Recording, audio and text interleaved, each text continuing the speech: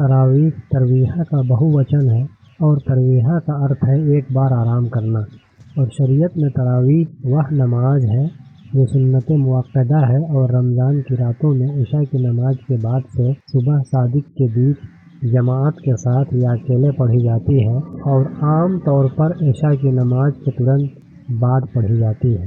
और तरावीह की नमाज का नाम तरावीह रखने का कारण यह है कि जब सहाबा रज़ी अल्लाह अन्हुम पहली बार इस नमाज को पढ़ने के लिए एकत्र हुए तो वे हर 2 सलाम 4 रकात के बाद तरावीह, विश्राम और विराम करते थे।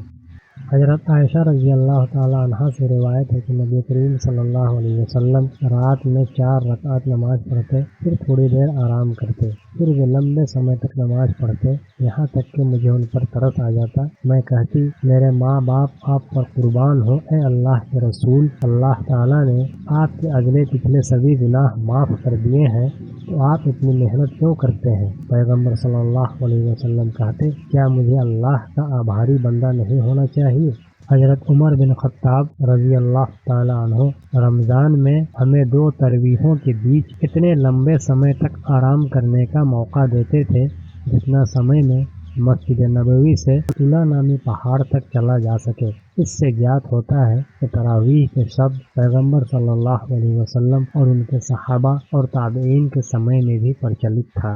तरावीह की नमाज सबसे पहले हिजरत के बाद पैगम्बर साहब ने मदीना में अदा की थी। उसके बाद 14 हिजरी में दूसरे खलीफा हज़रत उमर फारूक रज़ी अल्लाह ताला अन्हु ने सहाबा किराम को एक जमात हज़रत अबी बिन काब की इमामत में इकट्ठा किया था।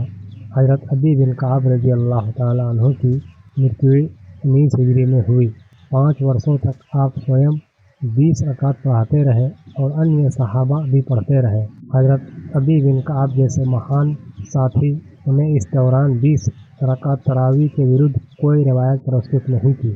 पैगम्बर सल्लल्लाहु अलैहि वसल्लम ने अपने पूरे जीवन काल में केवल 3 रात तरावीह की नमाज जमात के साथ अदा की। उन्होंने इस डर से जमात के साथ अदा करना छोड़ दिया कि कहीं यह नमाज उम्मत पर अनिवार्य यानी फ़र्ज न हो जाए, और पैगम्बर सल्लल्लाहु अलैहि वसल्लम ने सहाबा से अपने घरों में व्यक्तिगत रूप से नमाज अदा करने का आग्रह किया और आप स्वयं भी विसाल तक घर पर ही नमाज पढ़ते रहे।